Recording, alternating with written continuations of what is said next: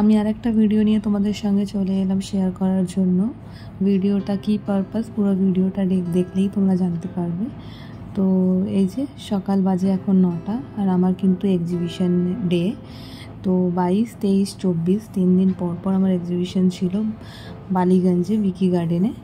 তো আমার সেখানে যাওয়ার উদ্দেশ্যে আমি কিন্তু সকালে উঠতে পারি না, আমাকে যারা চেনো তারা সবাই জানো, বাট খুবই দরকারের জন্যই আমি উঠি কখনো কখনো। তো সেটা হচ্ছে তার মধ্যে একটা দিন যেটা আমার কাজের দিন, তো আমাকে উঠতেই হবে।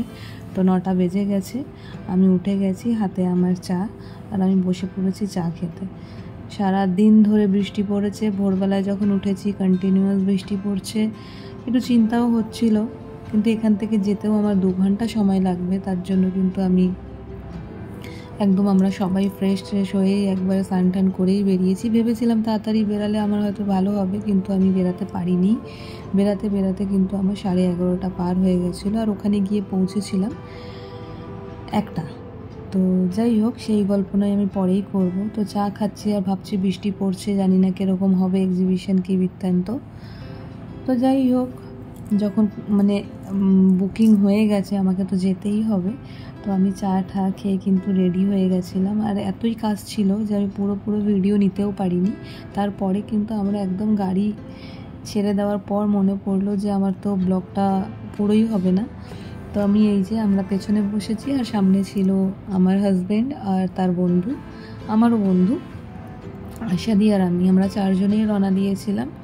তো এই যে যাওয়ার সময় আমার বন্ধু চালাচ্ছে, আমার হাজব্যান্ডের বন্ধু চালাচ্ছে, আসার সময় ও আমাকে নিয়ে আসবে। তো তারা দুজন আগে বসেছে, আর আমি দেখো আমার এত ফুল গাড়ি, ওভারলোড জিনিস। তো এই যে তাই ছোট ছোট ক্লিপগুলো আমি উঠিয়ে রেখেছি, যাতে পরে দেখি আর ভাবি যে কীরকম দিন। আর তোমাদেরকে বললাম না বৃষ্টি, দেখো এতটাই বৃষ্টি, এতটাই মেঘ, ভালো করে ভিডিও আসছে না, একদম ঝাপসা। তো যাই হোক, আমরা কিন্তু কল্যাণী হাইওয়ে হয়ে একদম সোজা চলে গেছি, আর মাঝে কোনো ভিডিও নিতে পারিনি। একবারে পৌঁছে যাওয়ার পর কিন্তু ভিডিওটা নেওয়া হয়েছে। এই ভিডিওটা আমার নেওয়া নয়, এটা আমার হাজব্যান্ড করে দিয়েছে। তো তাই জন্য আমি এই ক্লিপগুলো পেয়েছি, নাহলে হয়তো এই ভিডিওগুলো আমি পারতাম না, কারণ এতটাই কাজের প্রেশার ছিল। আর ভেতরটা কেমনভাবে কি যতটা পেরেছে ও ততটাই তোমাদের সামনে আমি তুলে ধরতে পেরেছি, না হলে হয়তো সেইটুকুও হতো না, কারণ প্রচণ্ড পরিমাণে কাজের প্রেশার ছিল। আর এটাই হচ্ছে আমি, যেখানে আমার সঞ্চিতাস কিচেন নিয়ে আমি বালিগঞ্জের বিকি গার্ডেনে প্রেজেন্ট ছিলাম। খুব ভালো হয়েছে এক্সিবিশনটা। তো আমার ফার্স্ট টাইম বলে আমার তো ভালোই আমার মনে হয়েছে, কিন্তু আরও ভালো করতে হবে, আরও ডিসিপ্লিনে আনতে হবে, আরও সাজাতে হবে। সেটা ফার্স্ট টাইম বলেই বুঝতে পারিনি। তো যাই হোক, ফার্স্ট টাইমের পর কিন্তু আমরা সেকেন্ড ডেতে আবার চলে এলাম, কারণ 3 দিনের এক্সিবিশন ছিল, এটা হচ্ছে আমাদের সেকেন্ড ডে। দ্বিতীয় দিন আমরা যখন যাচ্ছি শনিবারে, তো তখন কিন্তু আমার হাজব্যান্ড গাড়ি চালাচ্ছে, আর আমি কিন্তু পাশেই বসে আছি। আর সেই দিনও বৃষ্টি, কিছু বলার নেই, কিন্তু এই বৃষ্টির মধ্যেও যা করে হোক আমাদের যেতেই হবে। তো আমরা কিন্তু পৌঁছে গেছিলাম আমাদের গন্তব্যস্থলে। তো তারপরে দেখো, আজকের ডেটে আমার বাবা এসেছিল, আমাদের আরও একটা স্টল ছিল জুয়েলারির আর জামা কাপড়ের। তো এখানে মা ছিল, বাবা ছিল, আর আমাদের পুরো বন্ধুর পুরো ফুল ফ্যামিলি ছিল, কাকিমা, কাকু, দিব্যজিৎ তার বউ আমাদেরকে সাপোর্ট করার জন্য এসেছিলো আমাদের সঙ্গে। 3 দিনই ছিল কম বেশি। তো তোমাদেরকে বাইরে থেকে দেখাচ্ছি যে সেকেন্ড ডেটা কীরকম ছিল।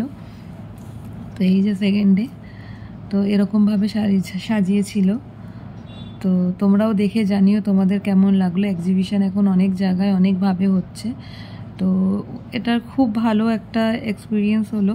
ফার্স্ট টাইম ফুড নিয়ে কখনো এক্সিবিশনে যাইনি। এক্সিবিশনের ভিডিও তোমরা অনেক দেখেছো, কিন্তু আমার অন্য জিনিসের ভিডিও ছিল। এটা কিন্তু আমি একদম আলাদা নিজের মতন করে একটা ফুড স্টল করেছি, যেহেতু আমার রান্না করতে ভাল লাগে। তো আমার কাছে স্ন্যাক্স আইটেম ছিল, তো সেটা নিয়েই আমি নিজে চলে এসেছি এখানে ডিসিশন নিয়ে যে না, আমি কিছু একটা করব।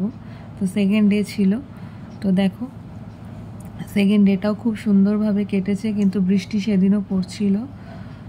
তো এই যে যতটা পেরেছি তুলে ধরেছি, বাট একটা টাইমের পর এত কাজের প্রেশার ছিল। এটা দুপুরবেলা ছিল বলে একটু হালকা মনে হচ্ছে, একটা সন্ধ্যাবেলার পর যখন ভিড় ওঠে তখন আর মানুষকে দিয়ে সামলানো যায় না। তো এই যে দিনটা কিন্তু এরকম করেই কেটে গেল। অনেক মানুষের সঙ্গে পরিচয় হলো, ভালো মন্দ সব কিছুই মিলিয়ে, কিন্তু সবাই অনেক ভালোই মানুষ পেয়েছি আমি। পাশের ছিল প্রেস্টি, ছিল একটা ক্যাফে থেকে এসছিল। হ্যাঁ, তারপরে যে যার মতন হাতে বানানো জিনিস নিয়ে, জানোই তোমরা এক্সিবিশন কীরকম হয়। তো এই যে আমার মেনু কার্ড, আর তারপরে কিন্তু এক্সিবিশন শেষ করে আমরা কিন্তু মা ব্রিজ হয়ে বাড়িতে চলে এলাম। চলো আজকের জন্য এইটুকু, আশা করছি পরে আবার দেখা হবে।